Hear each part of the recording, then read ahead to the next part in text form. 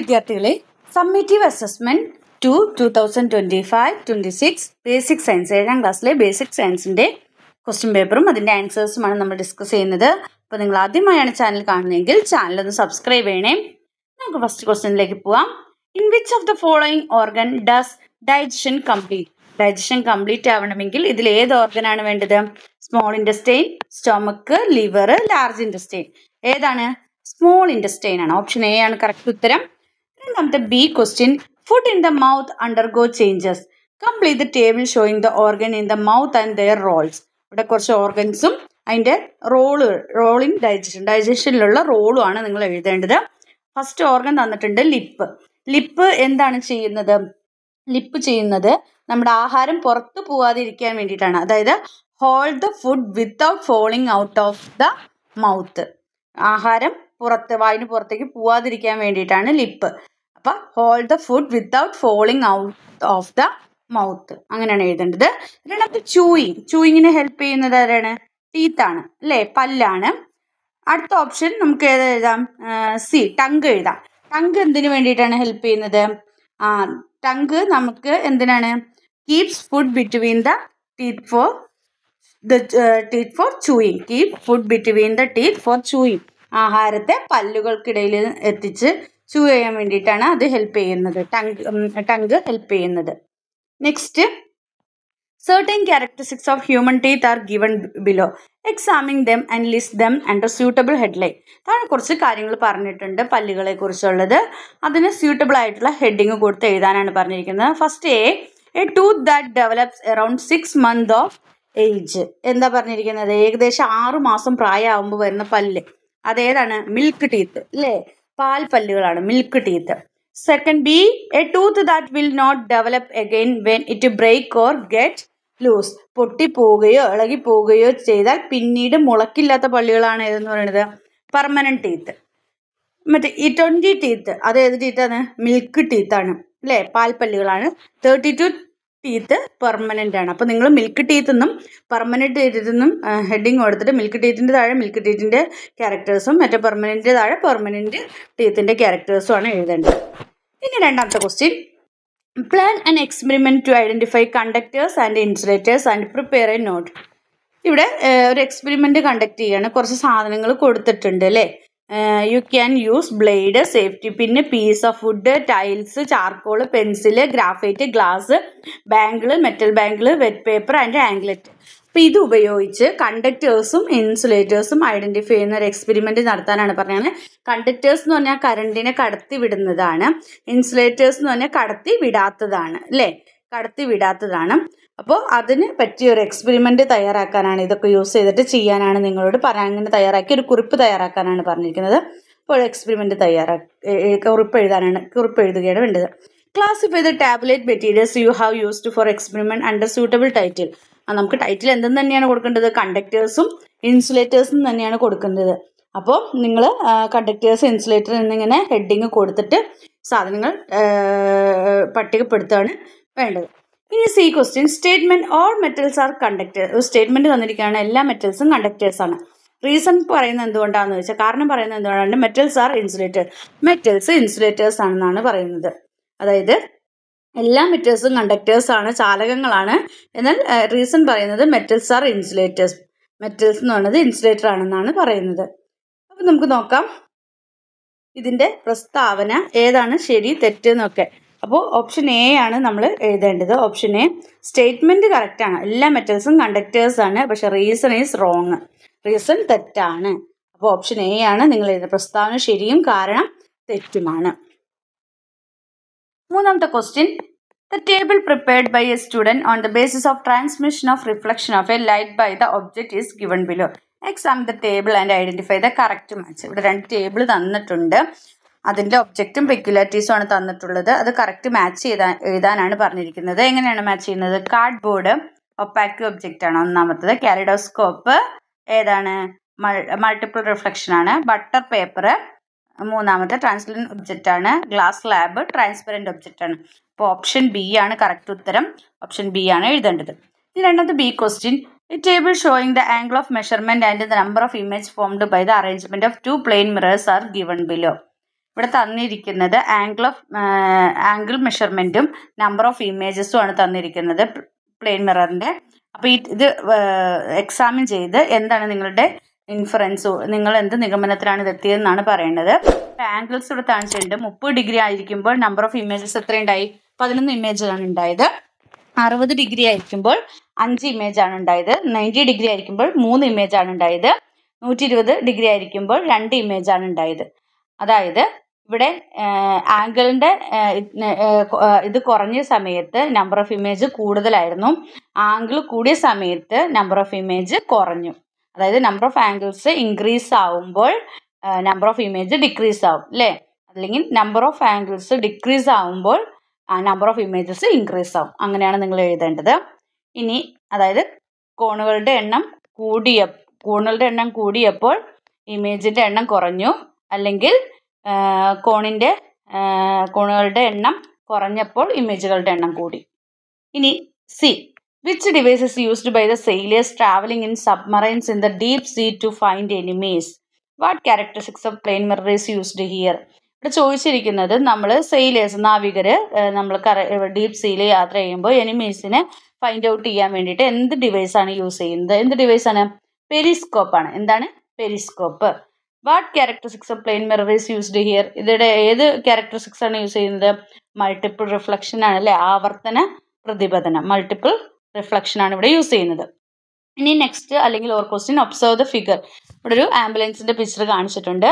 What property of plane mirror is used to write ambulance on the front of this vehicle? വണ്ടിയുടെ ഫ്രണ്ടിൽ ambulance ഇങ്ങനെ തല തിരിച്ച് എഴുതാനുള്ള കാരണം, അതായത് ആ പ്രോപ്പർട്ടി എന്ത് പ്രോപ്പർട്ടി യൂസ് ചെയ്തിട്ടാണ് അത് ചെയ്തിരിക്കുന്നത്? How does this help drivers of the vehicle moving in front of this vehicle? മുമ്പിൽ പോകുന്ന വാഹനങ്ങളുടെ ഡ്രൈവേഴ്സിന് ഇതെങ്ങനെയാണ് ഹെൽപ്പ് ചെയ്യുന്നത്? ഇവിടെ നടക്കുന്ന പ്രോപ്പർട്ടി എന്ന് പറയുന്നത് ലാറ്ററൽ ഇൻവേർഷൻ ആണ്. എന്താണ് ലാറ്ററൽ ഇൻവേർഷൻ? അതായത് പാർശ്വിക വിപര്യം എന്ന് പറയും, ലാറ്ററൽ ഇൻവേർഷൻ. ഇതെന്താണെന്ന് വെച്ചാൽ ആംബുലൻസിന്റെ മുന്നിൽ പോകുന്ന വാഹനങ്ങളുടെ ഡ്രൈവർമാർക്ക് അവരുടെ വാഹനത്തിന്റെ മിററിലൂടെ നോക്കുമ്പോൾ ഈ ലാറ്ററൽ ഇൻവേർഷൻ കാരണം ആംബുലൻസ് എന്നത് ശരിയായി വായിക്കാൻ കഴിയും.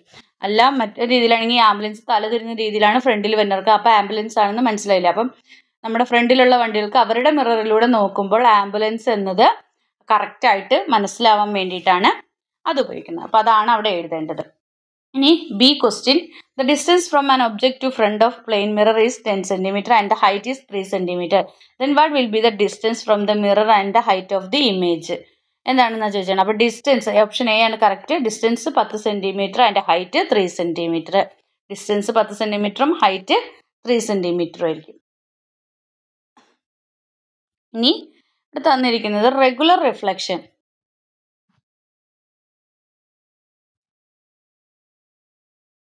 Regular reflection of light falling on a plane mirror is shown in the figure below.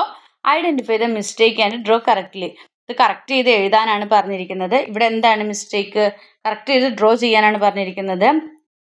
ഇതിലെ ഈ വരച്ചിരിക്കുന്ന ഈ സംഭവം തെറ്റാണ് അല്ലേ? വരച്ചിരിക്കുന്നത് ഇങ്ങോട്ടേക്കാണ് ഇത് വരയ്ക്കേണ്ടത്, ഈ അമ്പടയാളം വരയ്ക്കേണ്ടത് ഇങ്ങോട്ടേക്കാണ്. അതുപോലെ കോണുകളുടെ അളവുകളും നമ്മൾ ശരിയാക്കണം. കോണുകളുടെ അളവുകളും ശരിയാക്കി വേണം വരയ്ക്കാൻ. ഇത് ഇൻസിഡൻറ്റ് റേ ആണ്, നോർമലാണ്, ഇത് ആംഗിൾ ഓഫ് റിഫ്ലക്ഷൻ ആണ്, ഇത് റിഫ്രാക്റ്റഡ് റേ ആണ്. ഇവിടുത്തെ കോണുകളുടെ അളവുകളും ശരിയാക്കുക, അതുപോലെ ഈ അമ്പടയാളവും ശരിയാക്കിയാണ് വരയ്ക്കേണ്ടത്.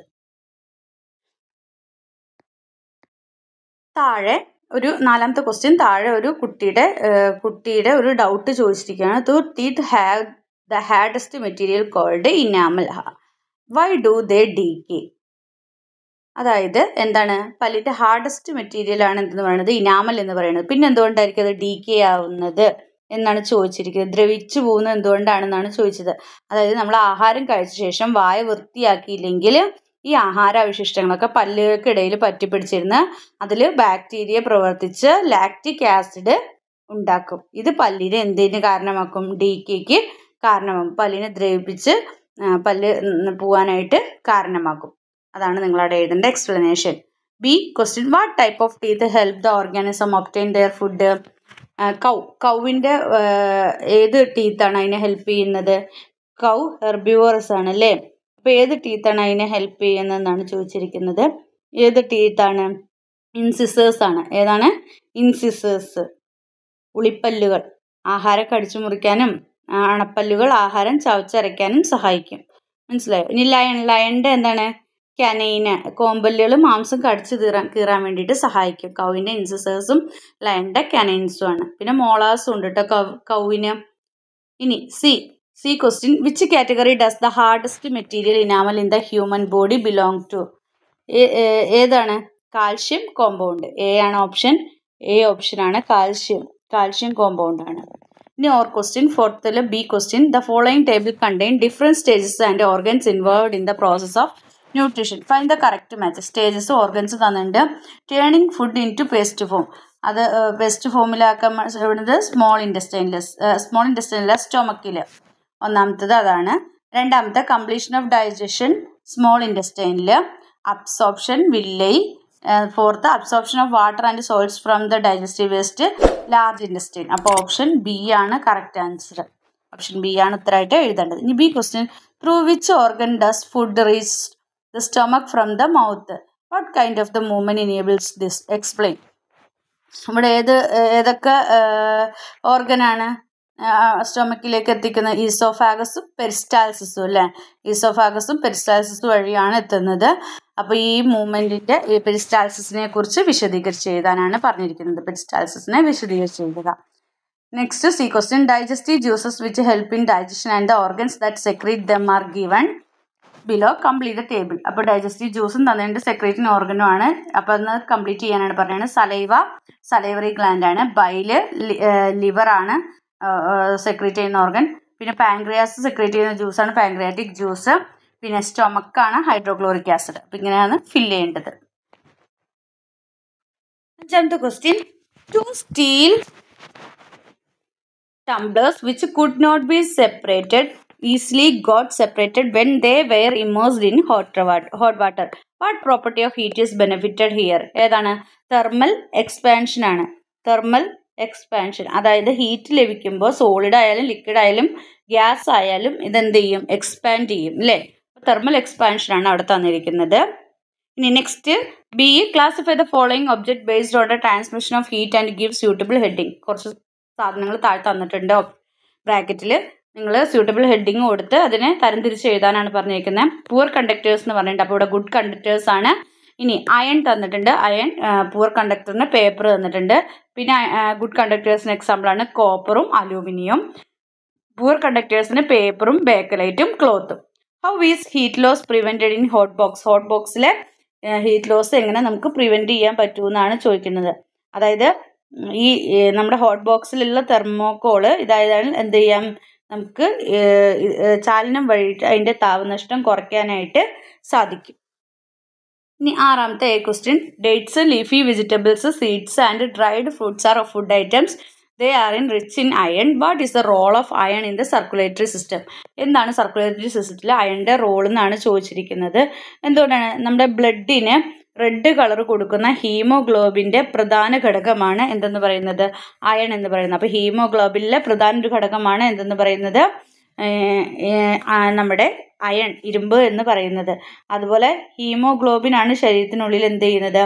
ഓക്സിജൻ, കാർബൺ ഡൈ ഓക്സൈഡ് എന്നിവയുടെ ട്രാവലിങ്ങിനെ അല്ലേ, അതിൻ്റെ ഫ്ലോവിനെ സഹായിക്കുന്നത്. അപ്പോൾ എക്സ്ചേഞ്ചിങ്ങിനെ സഹായിക്കുന്നത്.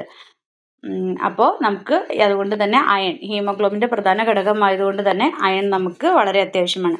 ഇനി ടേബിൾ കംപ്ലീറ്റ് ആക്കാനാണ് പറഞ്ഞത്. ടേബിൾ ഓൺ സർക്കുലേറ്ററി സിസ്റ്റത്തിൻ്റെ ടേബിളാണ് തന്നേക്കണേ. കമ്പോണൻറ്റ് ഓഫ് ബ്ലഡ് തന്നിട്ടുണ്ട്. പെക്യുലാരിറ്റി ഫംഗ്ഷൻ തന്നിട്ടുണ്ട്. First one plasma. Peculiarity liquid part of the blood ആണ്. അതെന്താ function? Carries glucose to the cell. ഗ്ലൂക്കോസിനെ സെല്ലിലേക്ക് ക്യാരി ചെയ്യുന്നതാണ്. White blood cells have nucleus അല്ലെങ്കിൽ ഹാസ് ന്യൂക്ലിയസ്. നമുക്ക് വൈറ്റ് ബ്ലഡ് സെൽസിന് എന്തുണ്ട്? Has nucleus. ഇതെന്താ ചെയ്യുന്നത്? Destroys pathogen. രോഗാണുക്കളെ നശിപ്പിക്കുന്നു അല്ലേ? പാത്തോജൻസിനെ നശിപ്പിക്കുന്നു, ഡിസ്ട്രോയ് ചെയ്യുന്നു. ഡിസ്ക് ഷേപ്പിലുള്ളത് റെഡ് ബ്ലഡ് സെൽസ് ആണ്. ചുവന്ന രക്തകോശങ്ങളാണ്. Exchange of oxygen and carbon di ഓക്സൈഡിൻ്റെയും ഓക്സിജൻ്റെയും എക്സ്ചേഞ്ചിങ്ങിനെ ഹെൽപ്പ് ചെയ്യുന്നു. പിന്നെ name the double membrane which covers the ഹാർട്ടിനെ കവർ ചെയ്തിരിക്കുന്ന ഡബിൾ മെംബ്രെയിൻ്റെ പേരെന്താണ്? പെരികാർഡിയം. അപ്പോൾ നിങ്ങളുടെ എക്സാമുമായി ബന്ധപ്പെട്ടിട്ടുള്ള ക്വസ്റ്റ്യൻസ് ഇത്രയൊക്കെയാണുള്ളത്. അപ്പോൾ നിങ്ങൾക്ക് വീഡിയോ ഇഷ്ടമായെങ്കിൽ ലൈക്ക് ചെയ്യുക, ഷെയർ ചെയ്യുക.